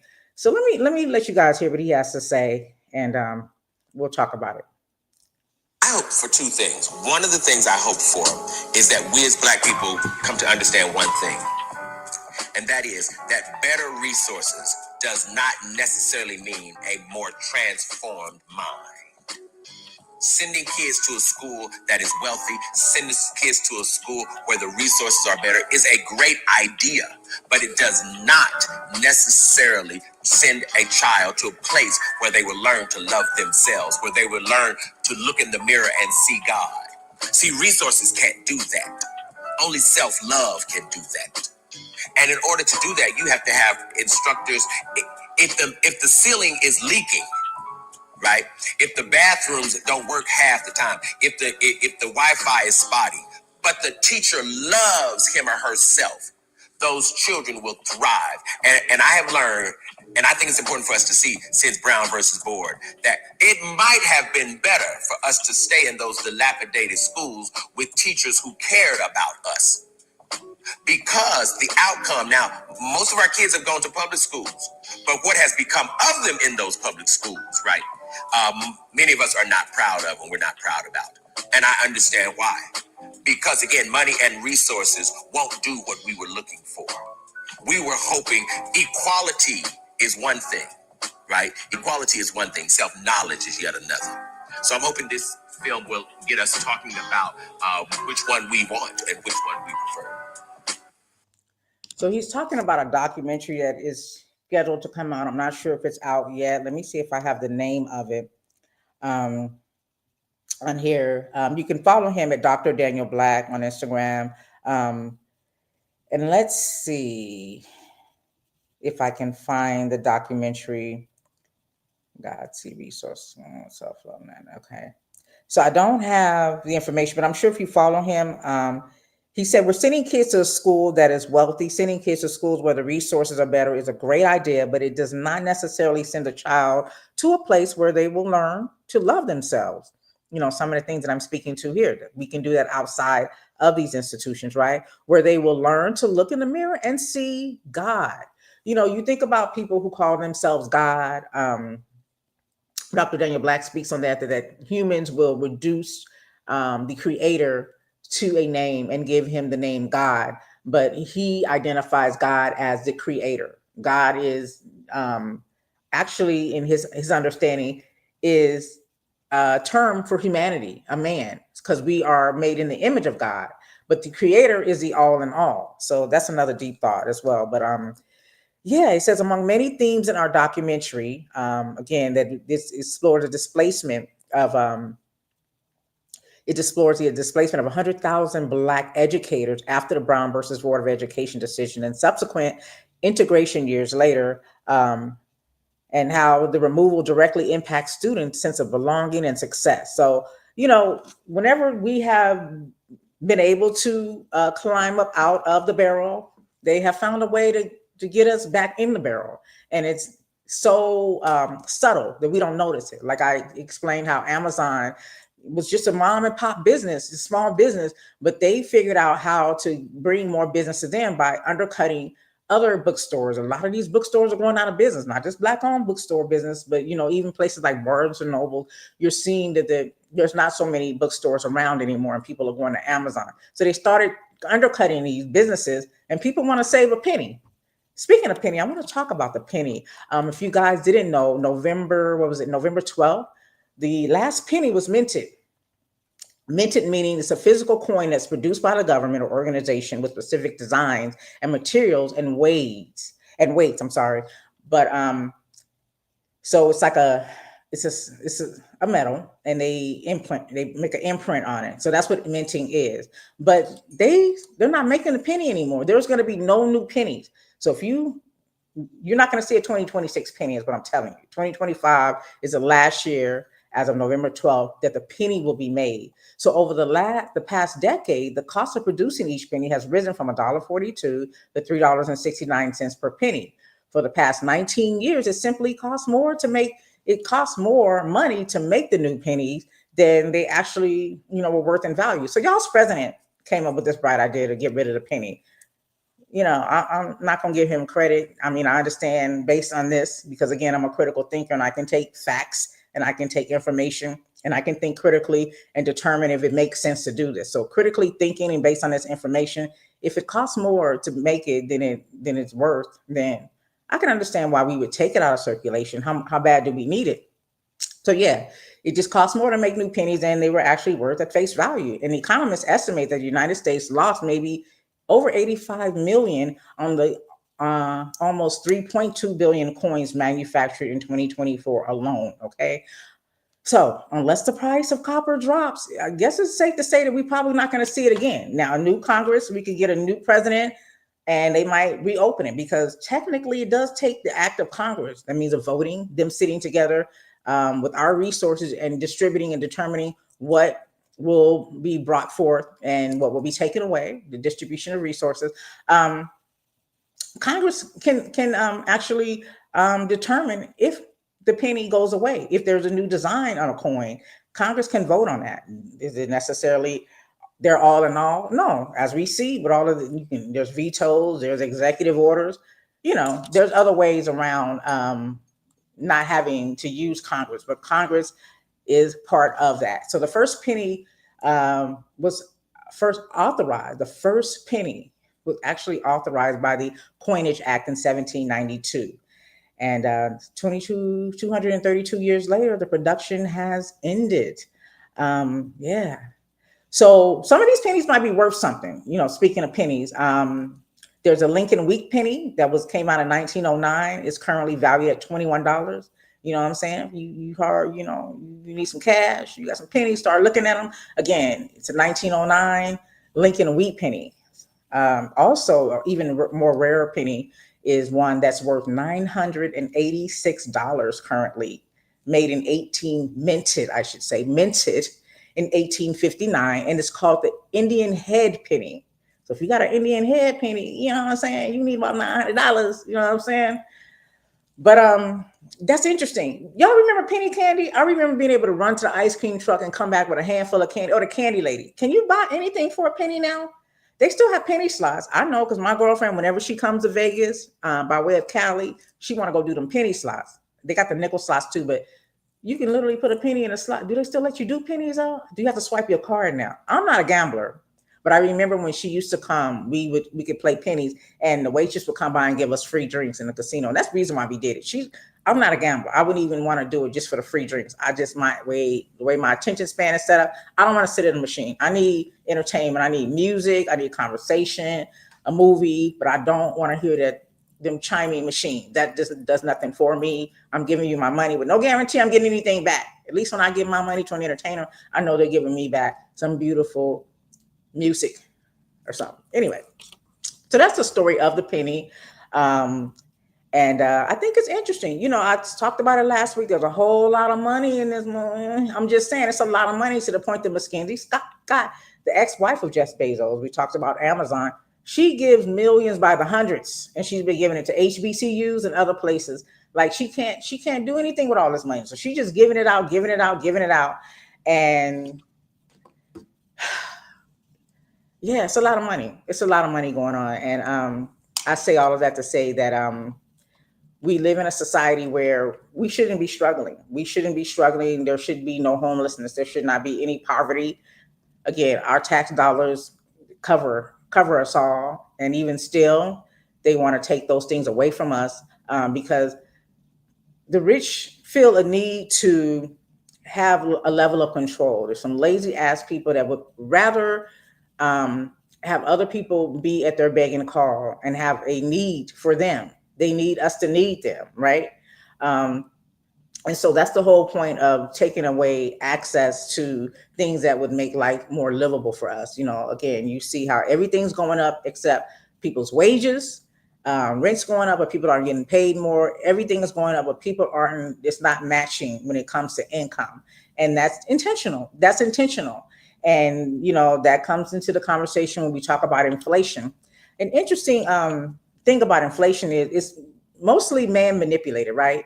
They do what they got to do to manipulate the market. When they feel like not enough people are spending money, they may lower the interest rates. So now, oh, the interest rates are so low. Let me go try to buy a house now. Oh, the interest rates are so low. Let me go try to get a credit card or get a car now. And so the economy gets stimulated because people are spending money.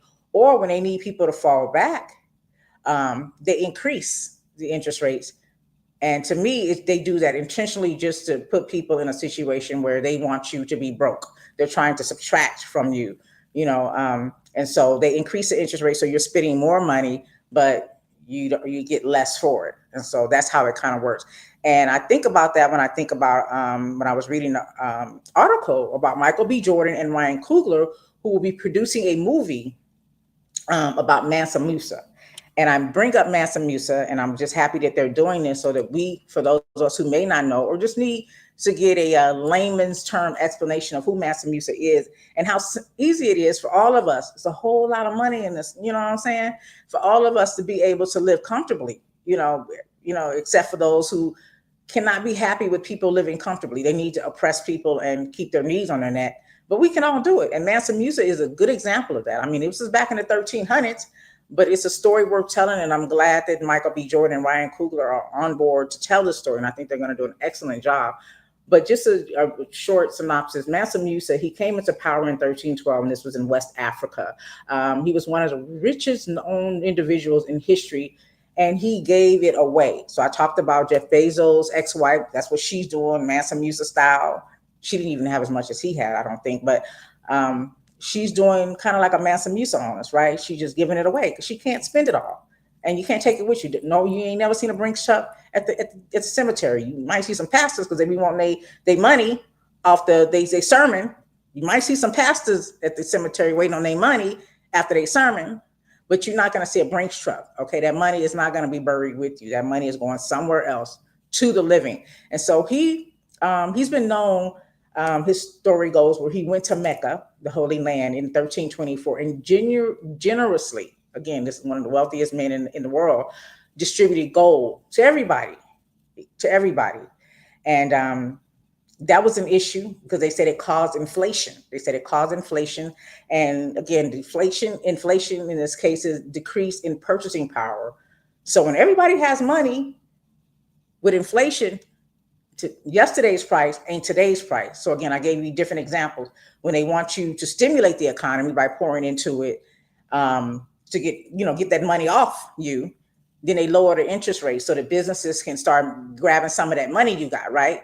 And then when they see that, oh, everything's going really good and everybody's straight, then they want to increase the interest rate so that we can have more poverty. And so they increase the interest rate. So in this case, this inflation affected purchasing power because everybody had money. Everybody had what they needed, because Mansa Musa was just giving it all away. He made sure everybody had something. He went to the Holy Land, he went to Mecca and other places and gave it away. He also established educational institutions, architecture.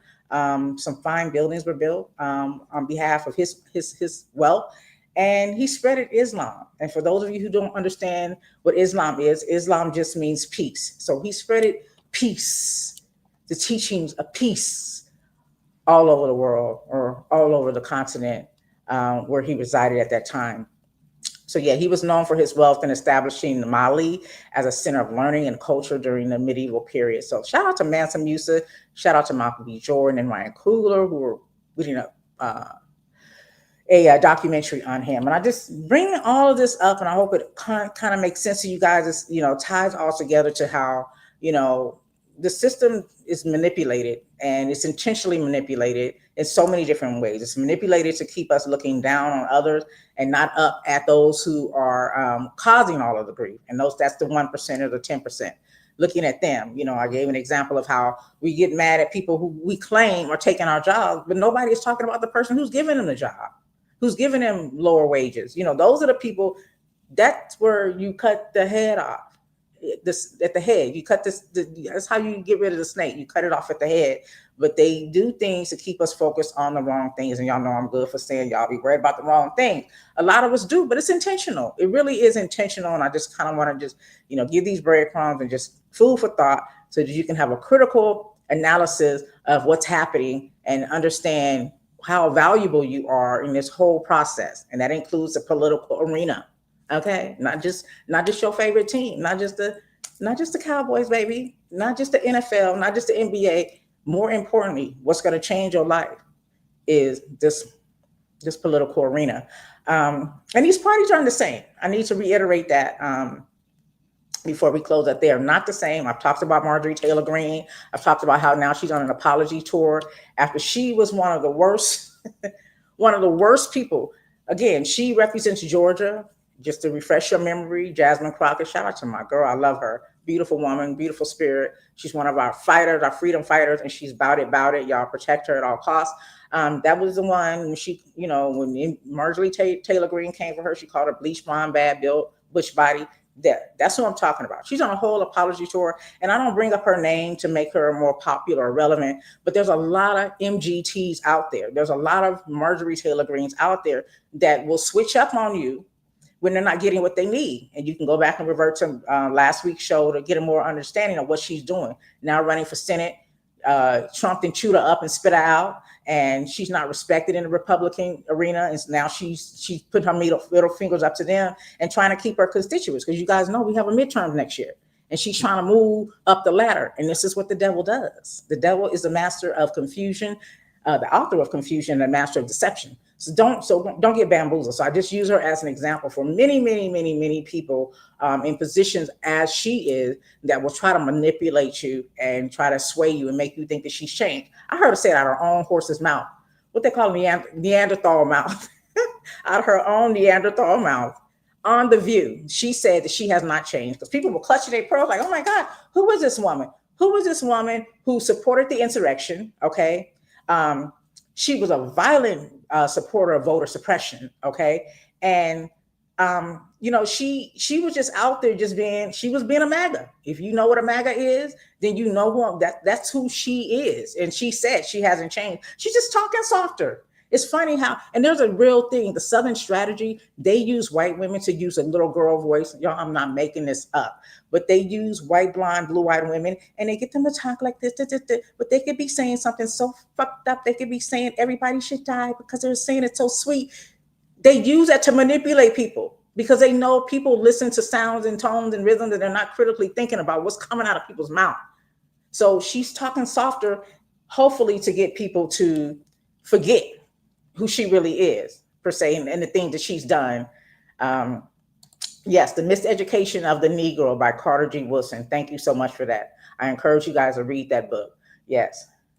And you are trying to say she's holding on to her pennies and she's saving them for future grandkids. Amen to that. Heck yeah. That's what you do. Do that. So I'm speaking on her just to remind you guys that there's wolves in sheep's clothes, and the parties are not the same. If the parties were the same, this very lady that I've been talking about, MGT, is now saying, because she's speaking out against the Republicans, that now her life is being threatened. Her life being threatened by? I'm gonna give y'all a clue. The Republicans. Democrats ain't trying to kill nobody. Democrats ain't threatening people's lives. And like I said, I don't bang. It ain't blood or cuss for me. It ain't blue or red for me. I'm just giving you the facts so that you can make a critical analysis of what really is happening here when we say two wings of the same bird. Two wings of the same bird. I just want you to critically think about what you're saying when you say this. There's a lot of similarities, and yeah, they part of a club, but they're not the same per se. Okay, because when she was riding hard with them Republicans and wasn't giving them the middle finger, she didn't have death threats. Now she has extra security, just like all of some other Democrats that are speaking out, like Jasmine Crockett, who has to have extra security because the Republicans are coming for her. Y'all remember the governor in Michigan? Y'all remember these fools stormed her house? Remember who stormed the Capitol? Okay, it wasn't Democrats. They're not the same. I'm just saying, some of them thugs, but they're calling the other people thugs because that's distraction. That's how they keep you off your game. Okay, I'm just saying that's what's really happening here. I'm not making this up. Just giving you stuff to critically think about. For example, you have some politicians that are on one side that go and they get a law passed, for example, here in Nevada, to ban the box. Shout out to my cousin, the late great Tyrone Thompson. So that people who have a criminal history don't have to put that on the application outright. So there's ban the box. But then you have another side, which happens to be of the Republican Party, who literally on TSA applications, I'm learning, you guys, that they're on the application now.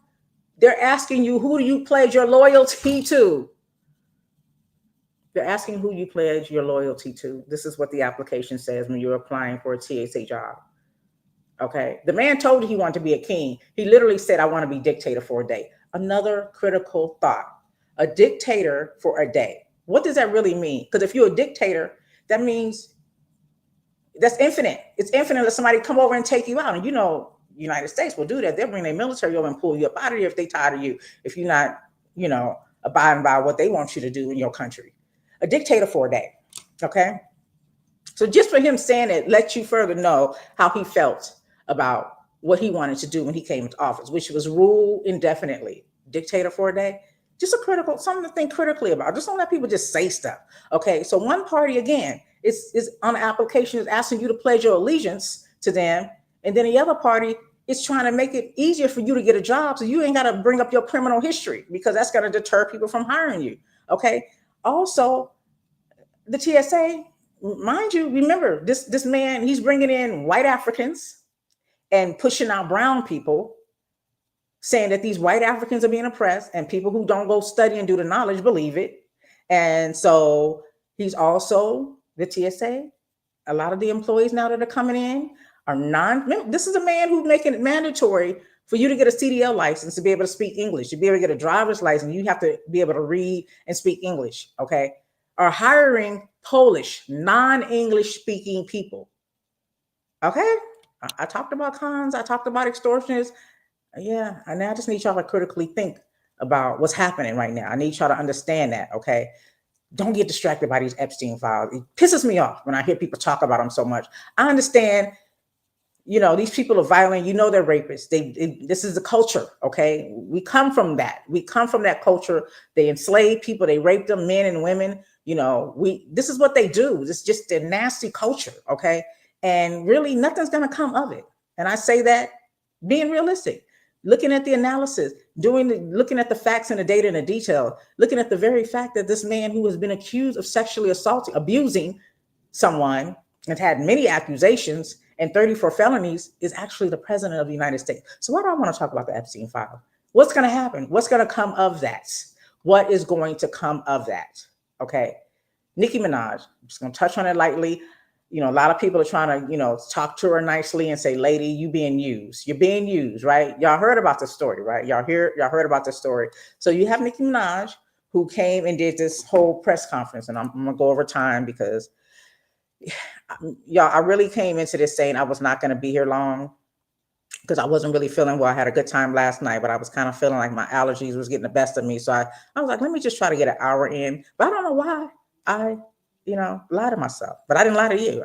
I didn't tell you that this time. I just told myself that internally. But Nicki Minaj, she went on to the UN to speak on behalf of the Nigerians and the Christian, what she says is, these Christians being brutalized. And so let me just give you this clip so you can get just a perspective on what she had to say in regards to this. And it's, yeah, it's a bit much for me because when I first heard it, I was like, oh, now she's coming out saying she's a Trump supporter. But there's always something more to it, right? People don't just do stuff to do stuff. They do stuff because they have something they want out of it, right?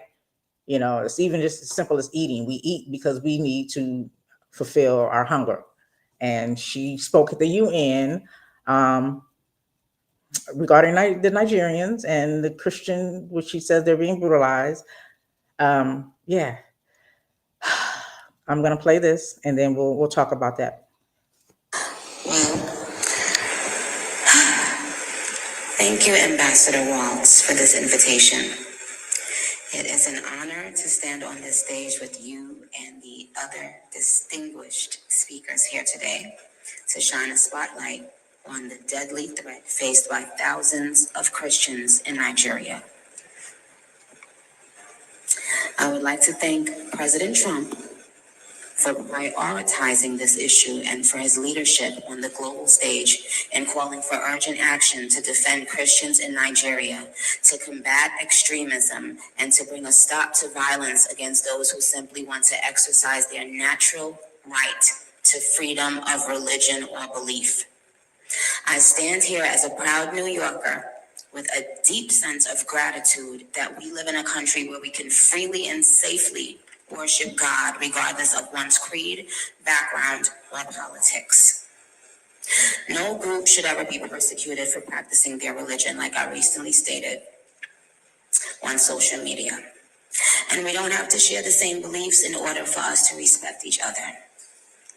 We're way beyond thinking or expecting or assuming for the person sitting next to you to have the exact same beliefs. We're beyond that. That's ridiculous. But that shouldn't make one person feel less safe than anyone in any room. Music has taken me around the globe. I have seen how people, no matter their language, culture, or religion, come alive when they hear a song that touches their soul. Religious freedom means we all can sing our faith regardless of who we are, where we live, and what we believe.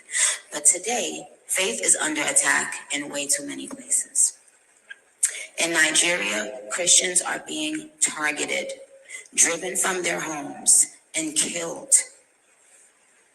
Churches have been burned. Families have been torn apart, and entire communities live in fear constantly, simply because of how they pray.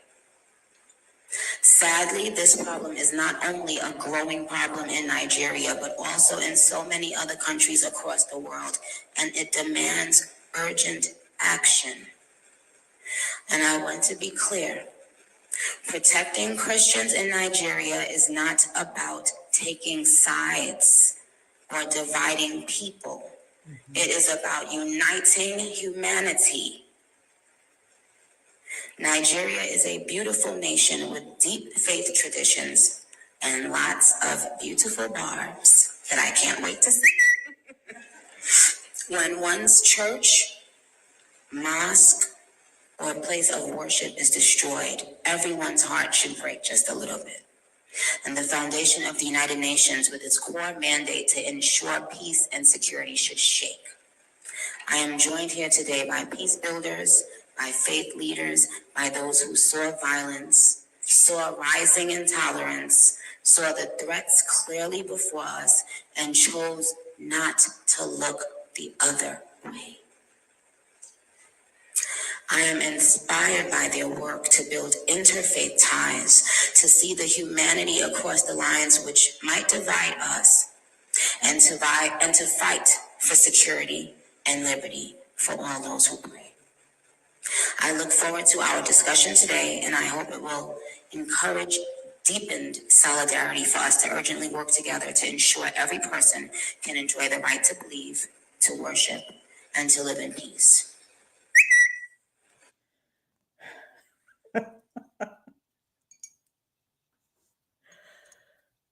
Okay. Rapper known by her stage name, Nicki Minaj, is a Trinidadian woman who I'm assuming is not aware that the very man that she thanked for allowing her a stage at the United Nations to speak against the persecution of Christian Nigerians is unaware that a 23-year-old male who took a ship to Venezuela for work, or I'll say a better way of life, was bombed and killed. Trinidadian in international waters by the very man she thanks. And y'all heard everything she had to say? They didn't have due process. There are people who were attacked in those international waters who thankfully survived and are not detained.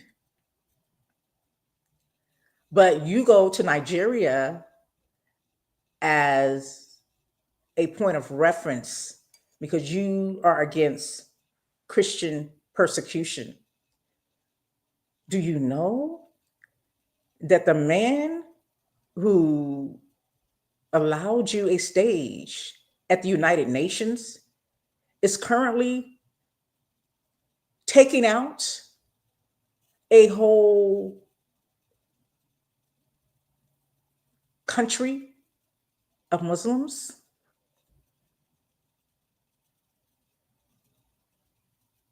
Did you know that? So, critically thinking, looking at all the data and doing a thoughtful analysis, I had to make a determination on why. Because my first mind, I listen with endearment. I can kind of see through the lines. I don't really have to read every letter in the alphabet to know what is being said. I knew there was a reason. There was a reason. And she had something more to get out of this. But before I even touch on that, and shout out to Icarice Entertainment, and I see you, Marmac, in the chat. I'm going to share your thoughts as well, and I appreciate you guys for engaging me. I really do. Is she's being used to give the green light to go and slaughter other Nigerians. Nigeria is one of the most fruitful lands with all of their sought after minerals, gold, oil, maybe even salt. We know all of the great things come from the continent. The Black woman who gave birth to humanity. All of that. They used her face to co-sign what I hope that she will regret. I don't want this to happen, but I hope that she will have regret. I hope that she doesn't think that this is okay. I hope that she didn't realize what she was signing up for when she wanted to feed herself to get rid of that hunger. And what was her hunger? Says Icarice Entertainment. She wants her Pedro bro out of the slammer. Is that it? Oh, and her hubby. Yeah. Marmac says Nicki Minaj has a brother and a husband who are convicted and accused sex offenders. So I'm sure she's looking for a favor, a pardon. Child, now, put that coke now. And she has mental health issues. And I don't laugh at that. I don't take that lightly, because that's something that, unfortunately should be respected more, because a lot of people have disabilities, and those that are unseen are not respected. And I think that's something that needs to be looked into and respected. She needs to get the help that she needs. But I feel y'all. I feel y'all. And again, I put on my critical thinking cap and I look at the data and I take an analysis based on the facts, not my emotions, it's not my feelings. With the data, the information, I do my own research. I put 2 and 2 together. When I add, the math adds up. It's 4. So her brother is Jelani Maraj, and I might be mispronouncing his name, Trinidadian. Not to forget the 23-year-old man who was bombed in international waters against the international law because he's being accused of trafficking drugs without due process. You're not worried about him. You're not worried about him. Okay. It's a lot of stuff I ain't worried about too. So I ain't judging you, but I'm critically thinking about why you're there and how influential you are. So your brother, her older brother, might I add, has been sentenced for predatory assault, sexual assault, and sentenced to 25 years to life in prison for repeatedly raping an 11-year-old girl. And she tells a story. She lived to tell how she was repeatedly raped by him. Now, I tried to, again, with my critical thoughts, because I'm not just going to assume she's doing this to get a pardon, because I understand that if she's doing this for the president can only pardon federal offenses. So with that knowledge, I had to go research. Is this a federal offense? I'm not quite sure that her brother's charges are federal offenses. So technically, if it's not a federal offense, y'all's president cannot pardon him, but the governor of that state can. And you guys can go do the research. I didn't, to find out who the governor of that state where the offense was charged, to determine that. I'm going to say that's in New York. Who's the governor of New York right now? Her husband, Kenneth Petty, has a federal charge of convicted first degree attempted rape of a 16-year-old girl. This was back in 1995. And he does have federal charges against him, which were acquired by way of him failing to register as a sex offender in California. So, God forbid, the slaughter of Nigerians, we see how they're flatlining Gaza. I mean, everywhere these people that come from the continent of Europe onto other continents, everywhere they go, they destroy. I mean, from the atmosphere to the land, top to bottom. This is a critical analysis, y'all. This is not emotion. This is history. This is facts and data. She co-signing on this, in my opinion, based on the information, my critical thinking skill, to hopefully get her husband pardoned and possibly a state pardon, or maybe federal, because I'm not really sure. I tried to determine, but I think it's state for her brother.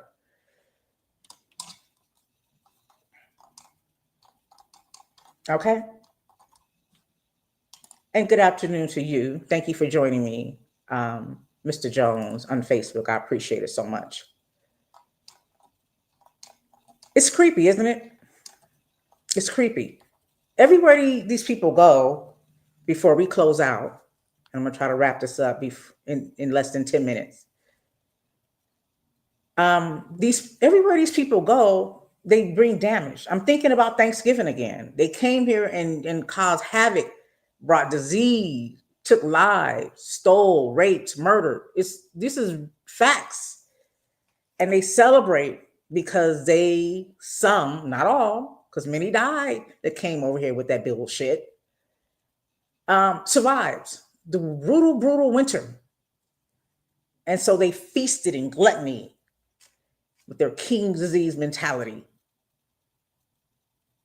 And to this day, we still celebrate that victory of the demise of the indigenous people who to this day still suffer. So that leads me to bring this up.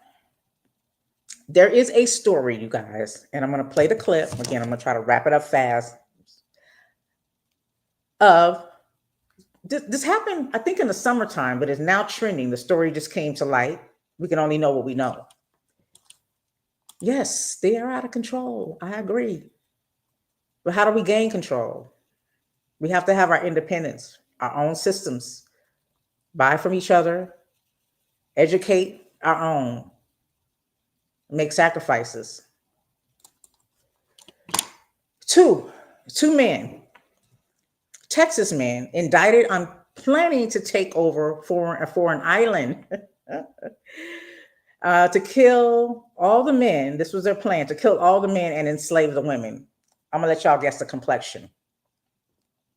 So let me play this clip really fast. I wanted to get this in because I didn't want to let this story go without mentioning it. So I appreciate y'all for hanging in with me and listening. Hopefully you got something to keep you company, some nice tea or, a libation of some sort as we get through this last part of it. But these two men decided to go, and they wanted to do what their ancestors have done historically and continue to do. Trying to do that in Nigeria now. So let me just play this clip really fast.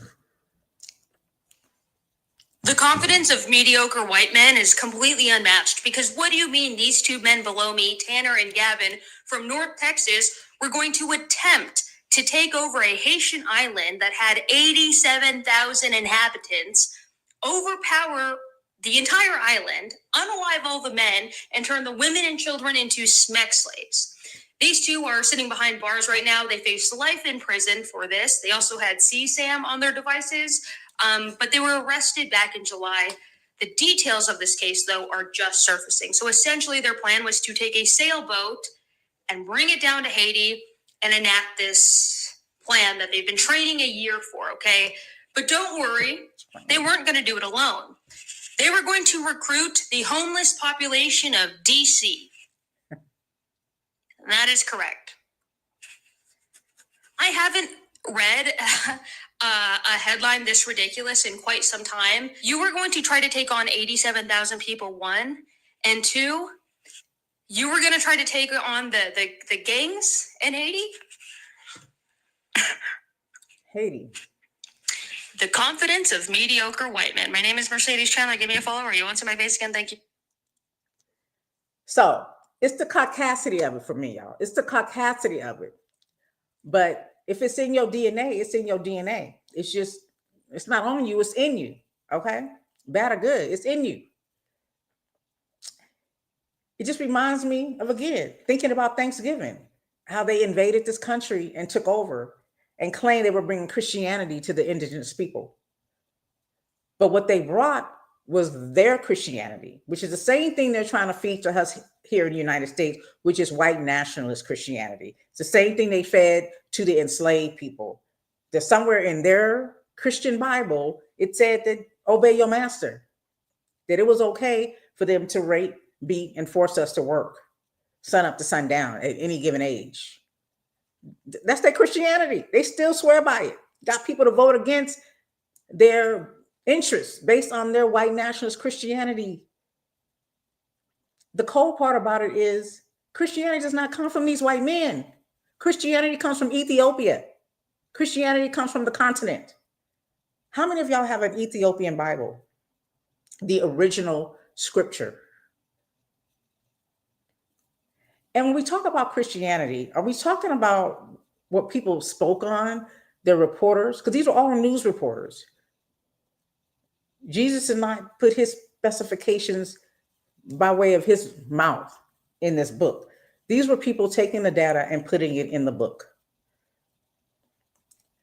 It's one thing to be a Christian. It's one thing to be a follower of Christ.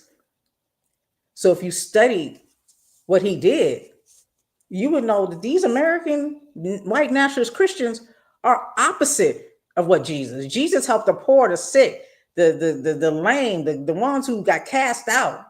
Definitely the trans, definitely the gays, definitely the Jezebels. Opposite.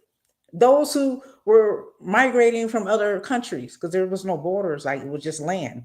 Water was the only barrier, I was imagining, or a tall mountain. They were going to go and take over Haiti. That's what the fuck is the privilege, the caucasity. What would Jesus do? Why are they trying to feed their Christianity? It amazes me. It really does. And then it made me think of the story of the Haitian Revolution. You know, Christopher Columbus went over there and tried to plant his flag there too. A story for another day. But the Haitian Revolution was when the enslaved Africans revolted. This went on from 1791 to 1804, a 13-year struggle that these African formerly enslaved people won their freedom and went and did their thing in Haiti. It was a Haitian revolution. They were establishing the first independent Black republic. Okay. So you was gonna go over there? You know, right now the gangs are deep over there. It's people, they own people trying to get away from their own people. Because the gangs is deep. And you was gonna bring homeless DC people. Everybody on drugs. Not just Nicki Minaj. Everybody on drugs. Everybody on drugs. But the cold part about this story is even after they won their independence, as you understand, if you know the history, if you go back and do the knowledge, do some critical thought and perspective, It's still poor there. They're still struggling. Because once they won their independence, those enslaved, after a 13-year struggle, they were required to pay, a newly independent Haiti was required to pay reparations to the French. But people want to tell us we need to stop talking about reparations. They're still struggling because of that. 21 billion. I think that number's higher though. With interest and everything. They put interest on it. So they charged them. I don't understand how they were able to make that a settlement. Because it would have been middle fingers, but I gotta go do more reading to understand how they even agreed to that. Because I'm sure with some bullying, some ear twisting, something going on there, right? Some extortion, something else to it. But I don't know. I can't speak to it. But I don't understand how they ended up having to pay reparations because of the loss. That happened here in the United States too, by the way. When the black man, the African, was emancipated here in the United States, those who owned slaves received reparations. They received reparations. Right now, Haiti is one of the poorest nations in the world, and rich countries have their fingerprints all over the nation stunting development, okay? The United States worked to isolate a newly independent Haiti during the early 19th century and violently occupied the island nation for 19 years in the early 20th century. While the U.S. officially left Haiti in 1934, it continued to control Haiti's public finances until 1947. So there was still some ties, even though they had their independence and they gave them land. The land was kind of like co-owned. So I'm saying maybe it was black owned because more than 51% of the Haitians had a vested interest in it. But there was a percentage of people, less than 51%, who had their dibs in it too. And they were not black people. Yeah. So it continued to control their public finances until 1947. That's the United States, siphoning away around 40% of Haiti's national income to service debt repayments to the US and France. Y'all, history don't repeat itself, it rhymes. And we're going to wrap it up with this story. I just got to put this on here because it all ties together for me, and I just couldn't leave the story alone. I brought it up a couple of times before. But this actually happened in November, last week in 2018, November 17th. You guys remember the story of John Allen Chow? He was an American evangelical Christian. I think he was Asian, American, and Canadian or something, but considered a white man. He was a missionary. He was killed by the Sentinelese. You guys remember that tribe, the Sentinelese tribe? They still exist. They're actually in voluntary isolation. So their population is probably under 100.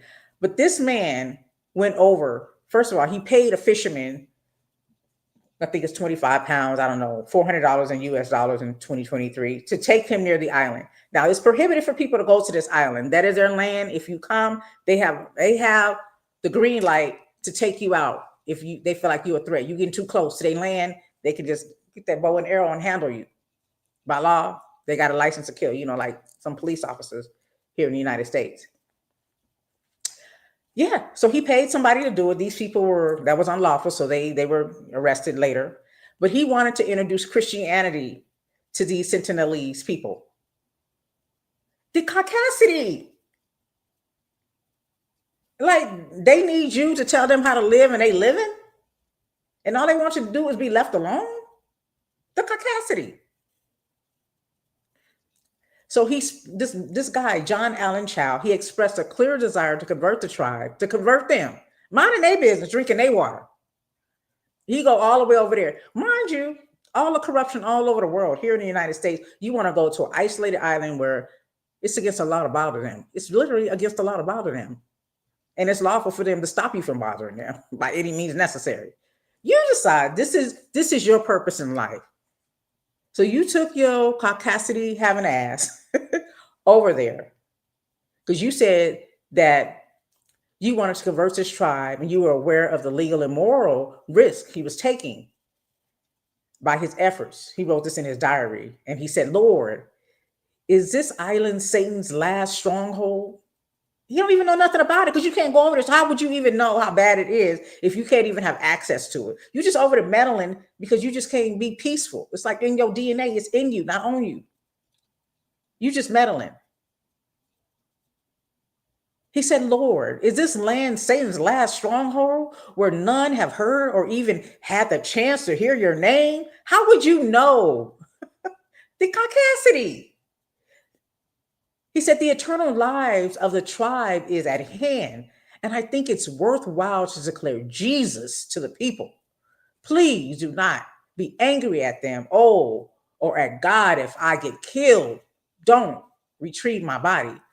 So his wishes were met because his ass got about 1,600 to 2,300 feet from the shore, was singing his Christian hymns and reciting whatever white nationalist Christianity he was reciting. And they went ahead and stuck the bow to him. You know, he got the bow and arrow. And then they went and dragged his ass, burned him, and buried him. That's what had happened to him. Just meddling.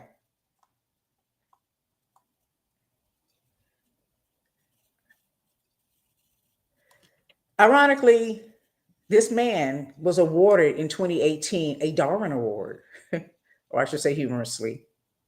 It's a tongue-in-cheek honor that awards various people for dying or for sterilizing themselves in manners considered to be stupid. The fuck? Why y'all messing with people? Like I said, the population's under 100. I think maybe it's only 40 people there. Who knows? Because who's counting? They don't have a census bureau. They're not letting people come over there and see. The Sentinelese are also known as the North Sentinel Islanders. So their island is located between Indochina and South India. So that's near China and India, Indochina and South India. They're right in the middle, somewhere near off the water. And they are the indigenous people who habitate North Centennial Island that's in the Bay Bengal. So that's it. Again, I told you that's near the northeastern Indian Ocean. Okay. So in 1956, the government of India declared North Centennial Island a tribal reserve and prohibited travel within 3 nautical miles of it. It further maintains a constant armed patrol in the surrounding waters to prevent intrusions by outsiders. Photography is prohibited, though some have gotten close enough to take pictures. There's a significant uncertainty to the group size, as I stated, with this estimated between 35 to 500 individuals, but mostly between 50 and 200. All of this ties together, y'all. All of this ties together as we reflect on what Thanksgiving is, the true history of Thanksgiving, what it means to us, what's happening in our country today, and how we need to be independent and what we can do to be independent. And there's a whole lot of money to go around. And I'm going to leave it at that because I went over my time, but I just couldn't go without saying what I needed to say. So let me go ahead and give my respects and love to those who engage me, who watched in chat, even those who watch in chat later. You guys, you can subscribe to my YouTube at In Your Ear Radio. Feel free to do so and follow me as well. I appreciate you guys for listening and chatting. Let me go ahead and get my applause in.